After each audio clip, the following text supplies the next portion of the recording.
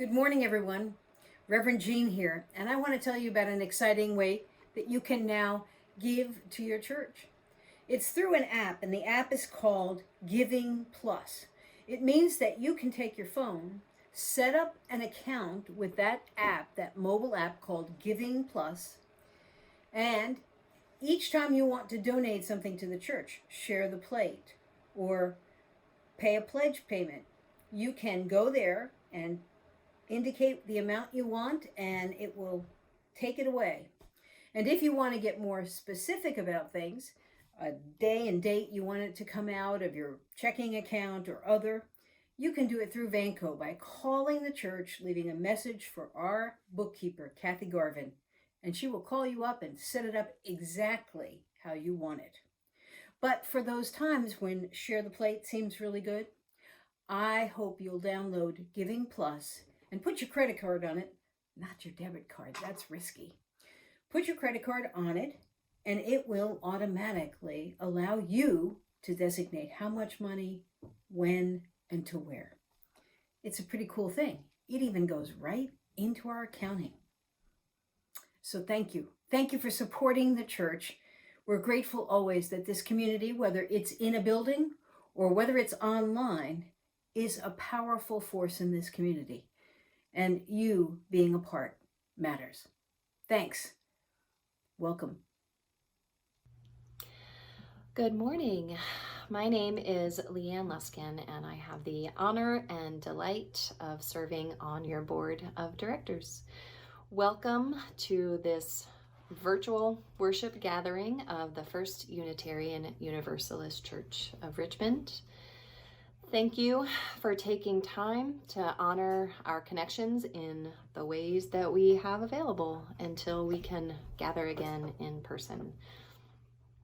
I hope that this time together and yet apart nourishes your spirit to help sustain you and your loved ones during this and all challenging times. In this period of fear and uncertainty, please know that there is genuine heart-centered leadership here in this community, and that you are welcome here as your whole self with your entire spectrum of emotions. If you are new to First UU of Richmond, an extra special welcome, and please feel free to reach out for more information at membership@richmonduu.org. So once again, welcome to this time of worship.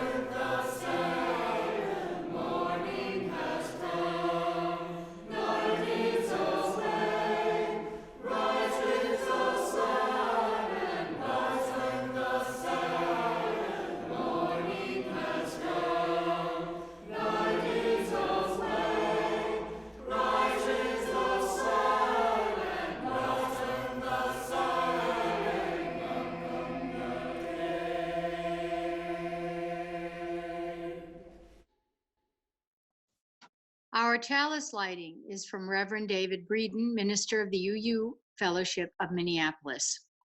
In this time of loss, in this time of asking why, we light a flame of sharing, we light a flame of commitment. In this time of why, we light this flame. Sign of our searching, sign of our sharing, sign that together we remember, together we ask why. Together in sadness and joy we share light. Together we celebrate what we are together.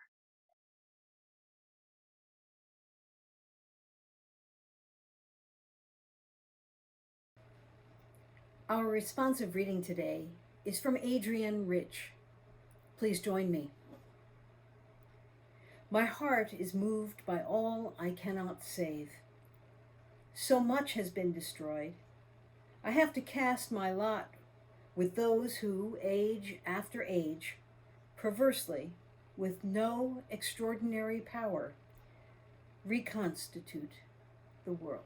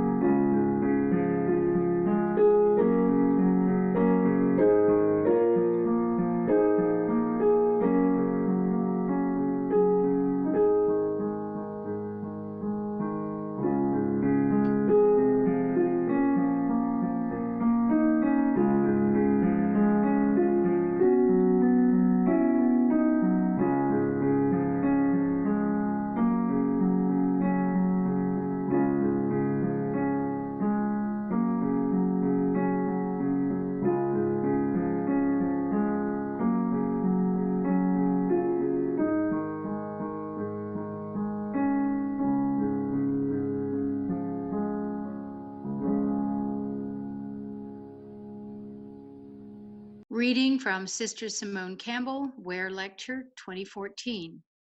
Simone Campbell is a Catholic nun, leader of Network, a social activist organization of Catholic nuns. She has led cross-country bus trips which highlight the stories of income inequality. She advocates to Congress, and she spoke to the General Assembly of the Unitarian Universalist Association in 2014. Here is a selection from her talk, Walking Toward Danger. I'd like to reflect with you on the journey of faith as walking towards trouble. Because, well, when I was on the first bus trip, Bill Moyer's program, Andy Fredericks was our videographer, and he was interviewing me. And we were almost done with the trip, and he asked me this question. He said, "Well, Sister Simone, it seems like whenever there's trouble, you walk towards it. Most people run away." And I got thinking about it, and I realized that all of our spiritual leaders, when there are broken hearts or pain in our world, they have walked towards it. They walk towards the pain in order to embrace, touch, heal. Now, that means if the high-level leaders do that, isn't that the witness that we all try to follow? If we're going to walk towards trouble, then what we have to do is find a way where we look at the problem together, where we try to define the problem with everyone's story. And if everyone's story is in the mix, we're halfway to solving that problem, because then we can see where the commonalities are. Then we can see who's left out. Then we can invite more people in. But we have to fight for the vision, for the possibility, for the new way forward, because right now there is no vision. And in the Hebrew scriptures, it says, without a vision, the people perish. We, the people, need to create that vision through radical acceptance and fighting. It is true that without a vision, the people perish. But my friends, you are the vision. You are people committed to the 100%. You are committed to opening your hearts, to walking towards trouble, to making a difference. Let gratitude be the beat of your heart, pounding rhythms, circulating memories, meaning of this journey. Let resolve flow in our veins, fueled by destitution, risking reflective action in a 15-second world. Let compassion be our hands, reaching to be with each other, all others, to touch, hold, heal this fractured world. Let wisdom be our feet, bringing us to the crying need to friends or foe, to share this body's blood, Let love be our eyes, that we might see the beauty, see the dream lurking in the shadows of despair and dread. And let community be our body, warmth, radiating energy, to welcome in the foreign stranger, even the ones who wage war. And let us remember on drear, distant days, we are a promised joy. We live as one, this fragile, gifted life. Please join with me now for a time of reflection. Some may call it prayer and others contemplation or just awareness of our human frailties and limitations. Join me. I think first of Mary Kent and her family who've lost their brother, Randolph Church. In these times, it's difficult to memorialize people's wonderful lives. And we have empathy for the family at a difficult time in remembering. We're aware, too, of many people in the church who are uncertain about their livelihood, their work. Others who are struggling to adapt to the environment that their workplace has become in their own home.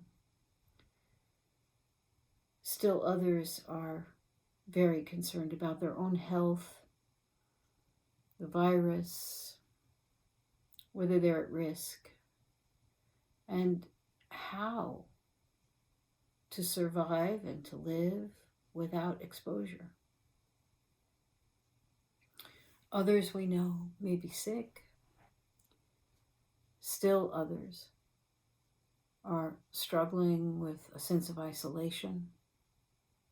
And there are also all those fine people who every day are going to take care of the ill. Not just those who have the virus, but all the other things that are a part of healthcare in this modern world of ours. Spirit of life, we gather up all of this. We name it. We see it. We accept that our challenges are great. And we wish to be humble people. And yet, we have the desire to find ways to persevere, to endure, to begin to build the world anew, again.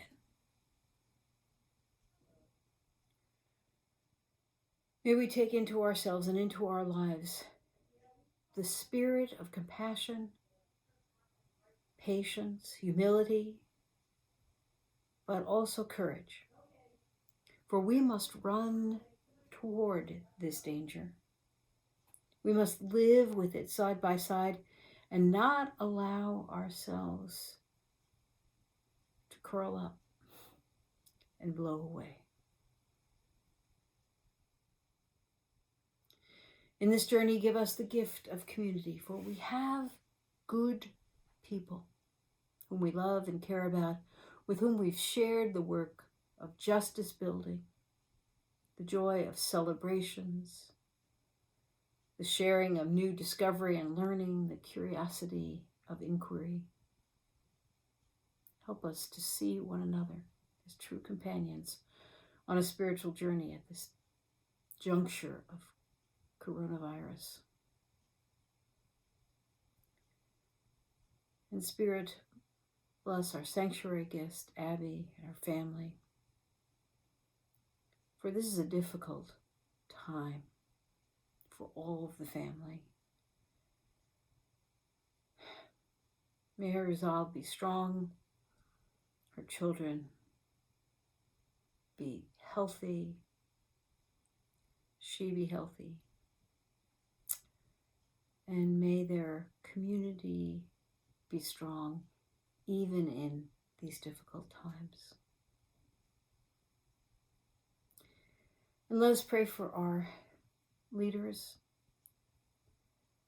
our healthcare workers, the people who are struggling to serve us in government and other institutions on which we depend, for those who are working in the retail shops. May their health be vigorous. May we do all we can to keep them safe. Spirit that flows in this community, carry us, move us toward danger bravely, confidently, and with faith in each other and in love. Amen. Ashe, Amen, blessed be.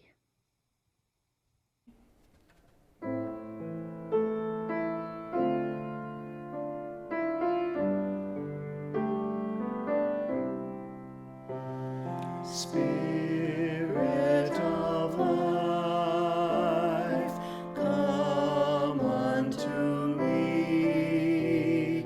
Sing in my heart all the stirrings of compassion.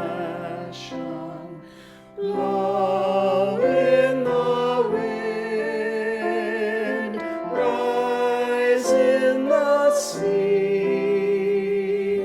Move in the hand, giving life the shape of justice. Roots hold me close, wings set me free. Spirit of life, come to me, come to me.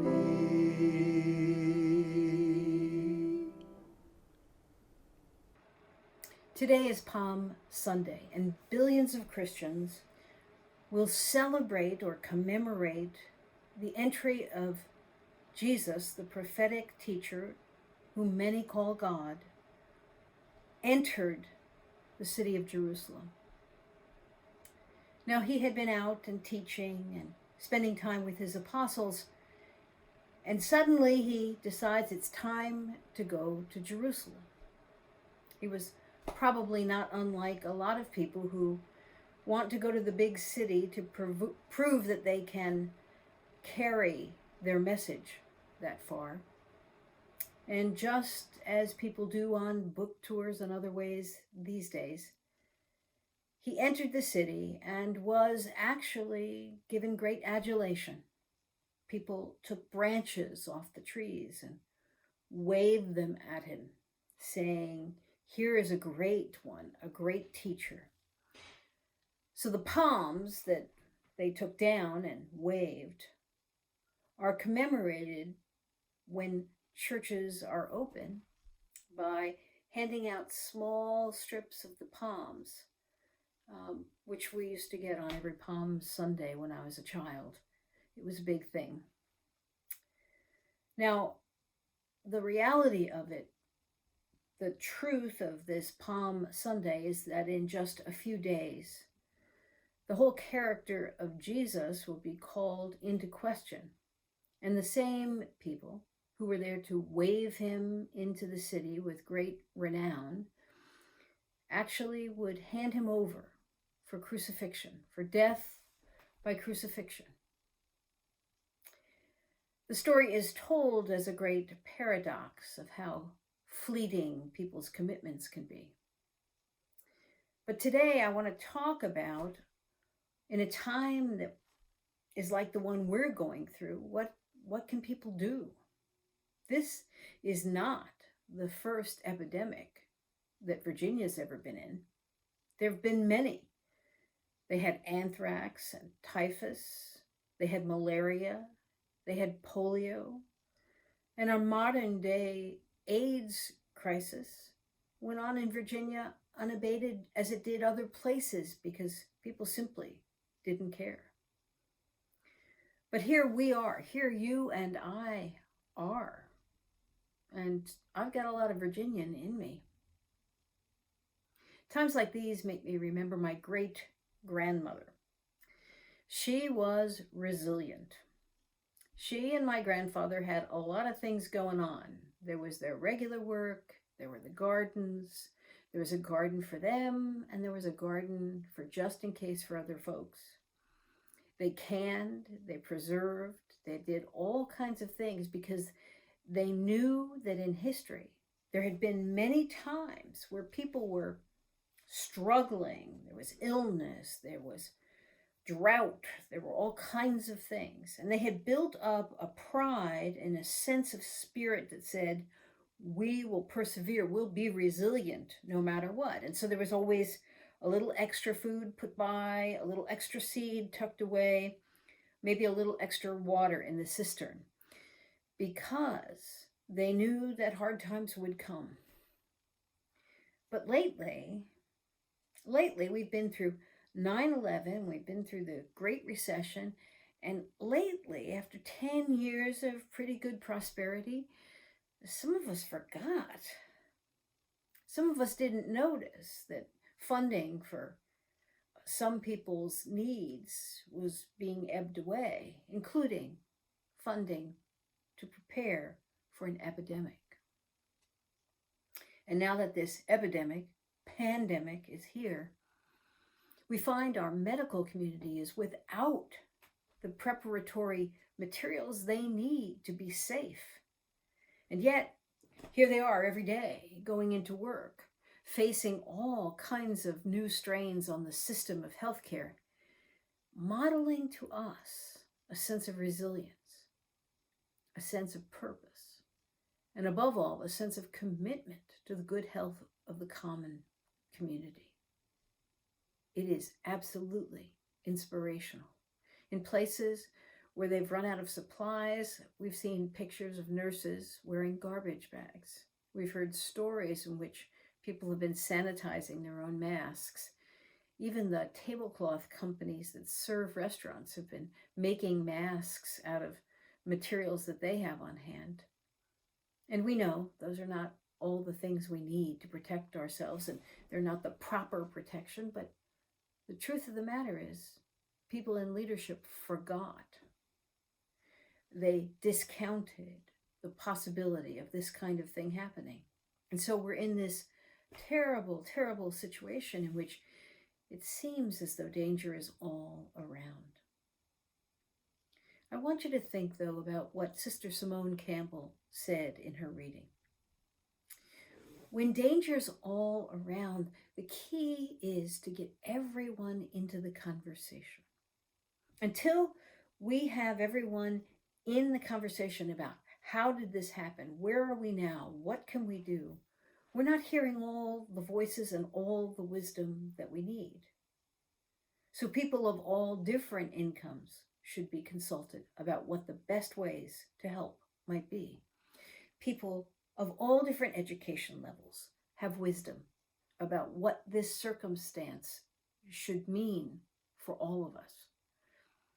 And are there people out there who are ignoring the request for us all to stay home and flatten the curve?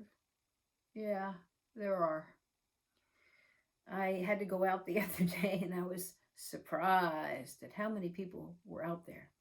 And they were driving, some of them very aggressively. You could feel the anxiety, even though there was no traffic. It was just fraught. So for us, what we have to do is start to define in our own way how we're going to be resilient. That may mean that though we feel anxiety, and we all feel it, we're going to sit and practice meditation, mindfulness, stillness. It may mean we're not going to project our anxiety on our loved ones, on our friends, on our own selves. It means that we have to really come together, standing together, being together, better words, and examining where is the wisdom, what are we doing? And we have tools by which we can do that. So when you have conversations with folks, and some of these conversations have been amazing. I was at Vespers the other night, and the wisdom that was pouring forward was amazing. But sometimes we have to say, how will we learn from this? How, as a community, will we be more resilient? How, as a family, will we be more resilient? How, as a person, can I become more resilient, more grounded, more calm, more purposeful, and as a result, more able to cope with the fact that we have to settle in and flatten this curve.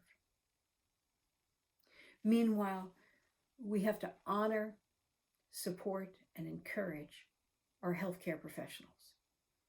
Folks, there's nothing we can say, nothing, that honors sufficiently the commitment of people who see to those who are ill, no matter what. What a wonderful thing. Don't ever think we don't appreciate it, because we are not only appreciating it, we are amazed. We are delighted to see how strong you are. And for those of us who are home, working, running a school, for those of us who are maybe feeling a little lonely and isolated, for those of us who are feeling a great sense of fear about our work, our jobs, it's time to reach out and ask for help. We have a lay pastoral care team that can help. Reverend Sherman, Reverend Sue, and I can help. Get on the noon session that Reverend Sue runs every day to just breathe in and breathe out. Participate in Vespers at 6 o'clock on Wednesday. Review services. Read books. Watch movies that lift you up.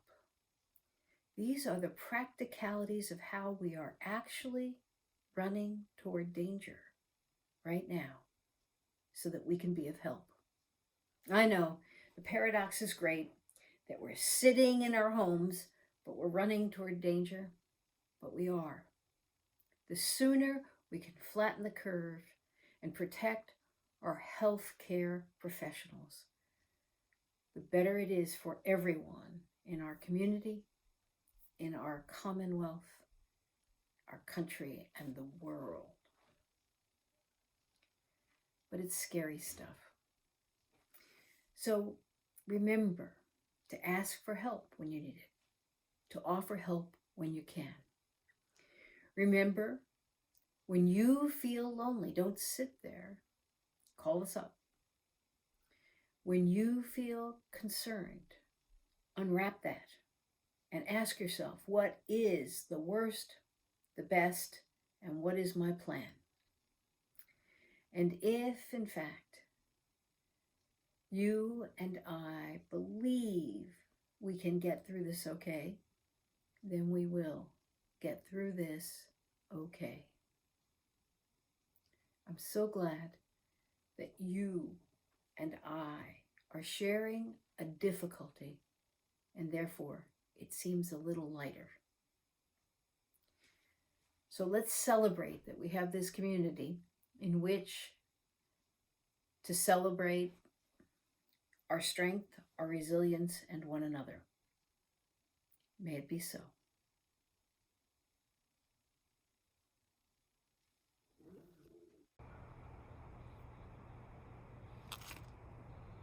Our offering will now be taken for the First UU Disaster Relief Fund. When we began this, we had no idea what a tremendous risk we would all be faced with in the COVID-19 times. We anticipated having funds ahead of time so we could send them quickly when people needed help. Well, we can see how readily disaster can befall any of us. So you can start with your Giving Plus app, which I introduced earlier, but you might want to look up Giving Plus and set up an account and indicate that this is your Share the Plate donation. You can also mail a check, or you can adjust your Vanco withdrawal to cover your Share the Plate donations. You can text. There's a lot of ways you can make a contribution. And if you're one of the people who's working and not worried right now about your employment, you can especially help for those who are not enjoying that security. The first UU Disaster Relief Fund will be our Share the Plate today, and the offering will be taken and gratefully received. Grateful for the time that we have spent, we now extinguish this chalice. May the smoke that rises symbolize our high aspirations.